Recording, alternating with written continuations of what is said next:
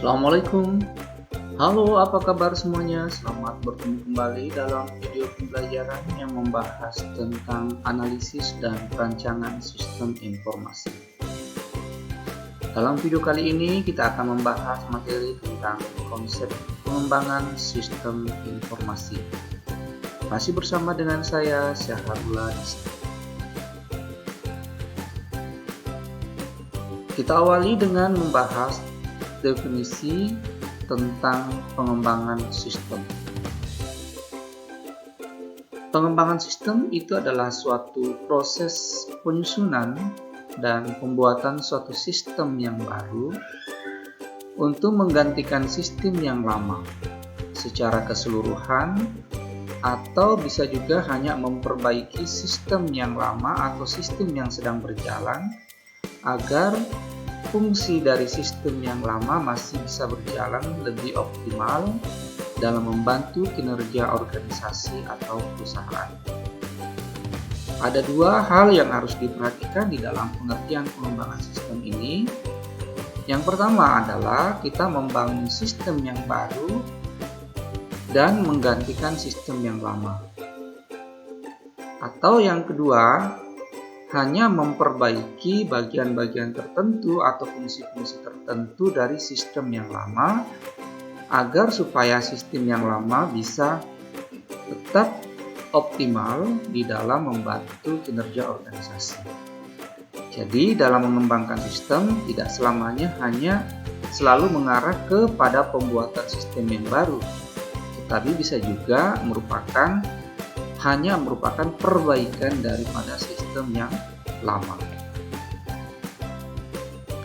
Nah, dalam mengembangkan satu sistem informasi, terkadang kita membutuhkan alasan atau justifikasi kenapa kita akan mengembangkan sistem informasi. Biasanya alasan-alasan kita mengembangkan satu sistem informasi itu yang pertama karena adanya permasalahan yang timbul di sistem yang lama. Jadi sistem lama yang kita sedang pakai itu sudah menimbulkan berbagai macam permasalahan, atau mungkin ada beberapa bagian atau fungsionalitas daripada sistem yang lama yang sudah tidak berfungsi. Permasalahan-permasalahan lain itu bisa karena pertumbuhan organisasi. Pertumbuhan organisasi di sini artinya mungkin karena perusahaan itu atau organisasi itu mengalami perkembangan sehingga volume informasi yang dibutuhkan tidak bisa lagi di-cover atau tidak bisa lagi ditangani oleh sistem yang lama. Terjadinya perkembangan organisasi juga bisa jadi karena perusahaan atau organisasi tersebut membutuhkan penanganan daripada data atau informasi yang lebih luas lagi sehingga sistem lama sudah tidak bisa lagi menanganinya. Maka perlu dilakukan pengembangan sistem informasi yang baru atau memperbaiki sistem yang lama. Alasan yang kedua adalah untuk meraih kesempatan-kesempatan. Persaingan pasar yang ketat serta kecepatan informasi atau dibutuhkan suatu efisiensi waktu sangat menentukan berhasil atau tidaknya strategi dan rencana-rencana yang disusun untuk meraih kesempatan-kesempatan atau peluang-peluang pasar. Sehingga teknologi informasi itu perlu digunakan untuk meningkatkan penyediaan informasi. Nah, perlu dilakukan perbaikan ke sistem baru, pembuatan sistem yang baru atau perbaikan sistem yang lama agar supaya proses pengambilan keputusan yang akan dilakukan oleh manajemen itu bisa lebih tepat. Sehingga dibutuhkan pengembangan sistem yang baru atau memperbaiki sistem yang lama. Alasan yang kedua adalah adanya instruksi dari pimpinan atau adanya peraturan pemerintah. Sistem yang baru dapat juga terjadi karena adanya instruksi dari pimpinan atau dari manajemen, atau bisa juga dari luar organisasi, misalnya karena adanya peraturan pemerintah yang menyebabkan sehingga sistem lama itu tidak bisa lagi digunakan. Olehnya itu perlu dilakukan satu pengembangan sistem yang baru. Ada beberapa indikator perlunya dilakukan satu pengembangan sistem. Indikator di sini artinya petunjuk-petunjuk atau keadaan-keadaan yang terjadi, realitas-realitas yang terjadi, atau fakta yang terjadi dalam satu organisasi sehingga kita perlu melakukan satu pengembangan sistem. Indikator itu misalnya karena sudah banyak keluhan dari pelanggan. Misalnya sistem yang kita pakai terlalu lambat sehingga menimbulkan banyak keluhan dari pelanggan, maka itu perlu juga menjadi indikator kenapa, karena sistem itu perlu dikembangkan. Pengiriman barang yang sering tertunda atau pembayaran gaji yang terlambat, laporan yang tidak tepat waktu, dan indikator-indikator lainnya. Jadi ada banyak sekali indikator yang bisa kita jadikan petunjuk kenapa kita perlu melakukan pengembangan sistem informasi. Misalnya biaya operasi yang sudah terlalu tinggi, sehingga perlu dilakukan perbaikan terhadap sistem itu tadi. Waktu kerja yang berlebihan, kemudian isi laporan yang sering salah. Jadi ini beberapa indikator. Nah, prinsip yang harus dipegang di dalam melakukan pengembangan sistem yang pertama adalah sistem yang dikembangkan adalah untuk manajemen. Artinya, sistem itu dibuat untuk mendukung manajemen di dalam membuat satu keputusan agar keputusan yang dibuat nanti berdasarkan pada data yang disajikan oleh sistem yang kita kembangkan. Yang kedua adalah sistem yang dikembangkan adalah investasi yang memiliki modal yang besar. Maka setiap investasi modal itu harus mempertimbangkan dua hal. Yang pertama, semua alternatif yang ada harus diinvestigasikan. Mana yang terbaik yang harus kita ambil untuk mengembangkan sistem tersebut. Yang kedua adalah investasi yang terbaik itu harus bernilai. Nah, inilah yang harus dijadikan pertimbangan di dalam mengembangkan sistem yang berkaitan dengan prinsip investasi modal. Prinsip yang ketiga adalah sistem yang dikembangkan itu memerlukan orang yang terdidik. Jadi dalam pengembangan sistem nanti, stakeholders yang kita libatkan itu haruslah merupakan expert di bidangnya masing-masing. Seperti yang sudah dipelajari dalam video sebelumnya, di dalam stakeholder system, di situ sudah mencakup stakeholders atau orang-orang yang akan kita libatkan di dalam pengembangan sistem sesuai dengan kepakaran atau expert mereka. Prinsip yang keempat adalah tahapan kerja dan tugas-tugas yang baru dilakukan dalam proses pengembangan sistem. Kemudian proses pengembangan sistem itu tidak harus urut. Lalu jangan takut membatalkan proyek jika memang proyek sistem itu tidak menguntungkan. Lalu dokumentasi harus ada untuk pedoman dalam pengembangan sistem. Tujuan pengembangan sistem itu adalah untuk memperbaiki sistem yang lama, sehingga sistem baru diharapkan terjadi peningkatan dalam beberapa hal, misalnya kinerja yang dapat diukur dari throughput dan respon time. Throughput itu adalah jumlah pekerjaan yang dapat dilakukan pada suatu saat tertentu. Artinya nanti bisa diukur berapa banyak pekerjaan yang bisa dilakukan dalam waktu tertentu dengan memanfaatkan sistem yang kita kembangkan. Kemudian respon times itu adalah rata-rata waktu tertunda di antara dua transaksi. Berapa banyak waktu yang tertunda, itu juga harus menjadi pertimbangan. Kalau terlalu besar delay waktu atau respon times dari satu pekerjaan ke pekerjaan yang lain, maka perlu diperhatikan di dalam proses pengembangan sistem supaya respon times-nya atau jarak waktu antara satu pekerjaan dengan pekerjaan yang lain yang dilakukan oleh sistem itu bisa diperkecil. Kemudian peningkatan yang kedua adalah kualitas informasi yang disajikan. Tentu kita mengharapkan bahwa sistem baru yang kita kembangkan itu akan memberikan kualitas informasi yang lebih baik sehingga bisa benar-benar membantu manajemen di dalam membuat satu keputusan. Kemudian peningkatan dari segi keuntungan. Misalnya efisiensi biaya semakin diperkecil, kemudian penggunaan sumber daya yang digunakan juga semakin diperkecil. Sumber daya di sini bisa berarti sumber daya manusia, sumber daya perangkat keras, sumber daya perangkat lunak, dan sumber daya biaya juga termasuk di situ. Artinya prinsip dari pengembangan sistem di situ adalah dengan adanya pengembangan sistem tentu kita tidak perlu lagi menggunakan sumber daya yang terlalu banyak. Misalnya kalau tadinya kita mempekerjakan pegawai ada 5 orang, kalau kita sudah menggunakan sistem informasi mungkin kita tinggal menggunakan 2 atau 3 orang sumber daya manusia.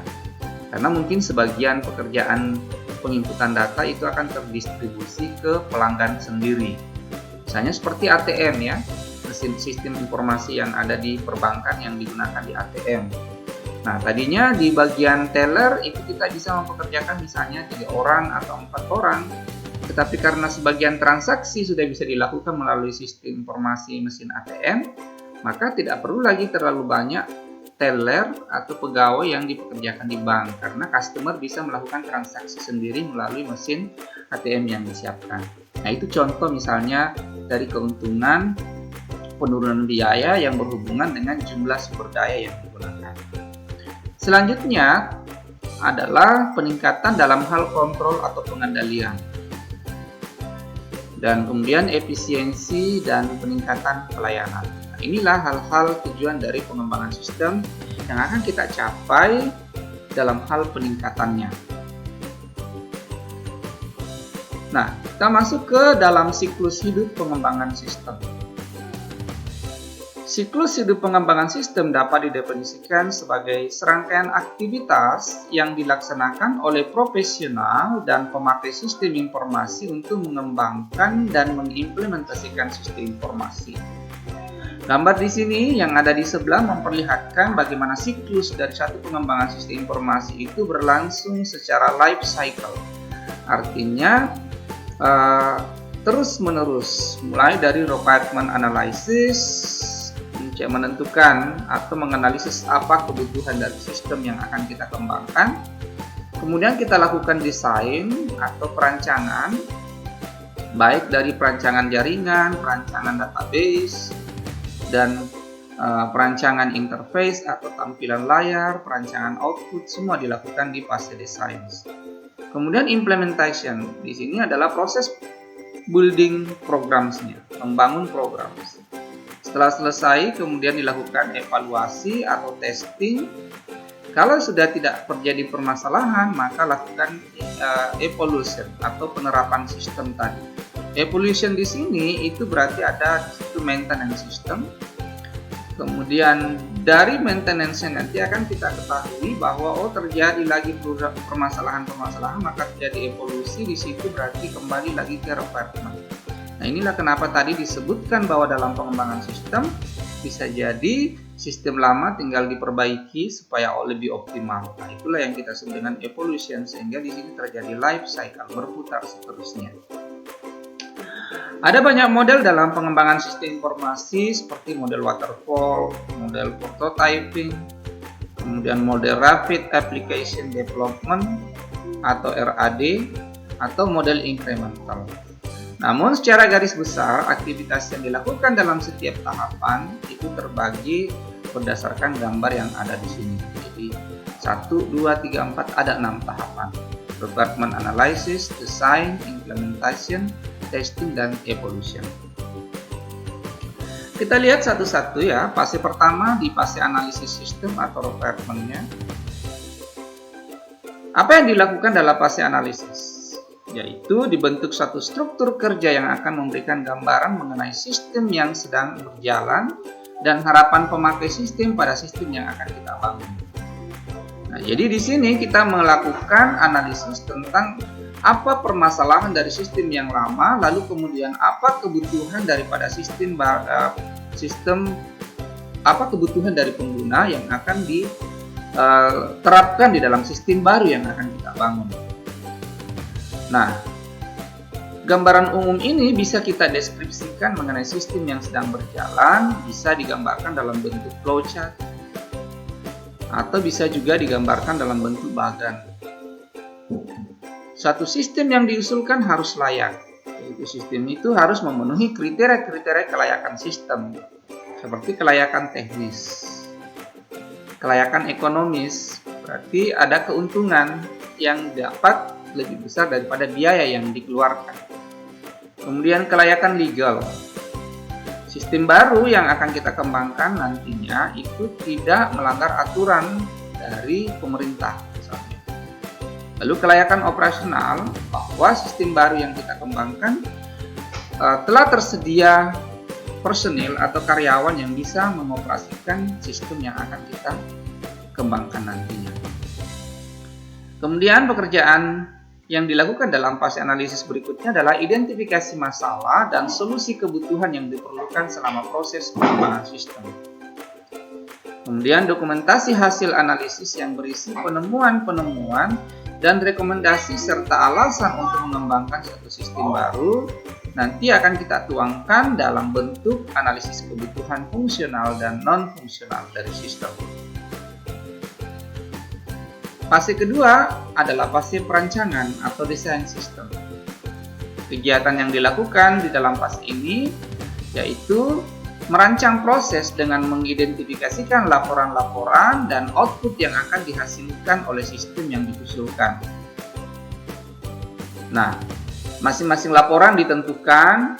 Biasanya perancang sistem itu membuat perancangan sistem tentang outputnya, inputnya, bagaimana proses yang akan terjadi, kemudian rancangan database-nya, rancangan teknologinya, rancangan networking-nya, dan sebagainya.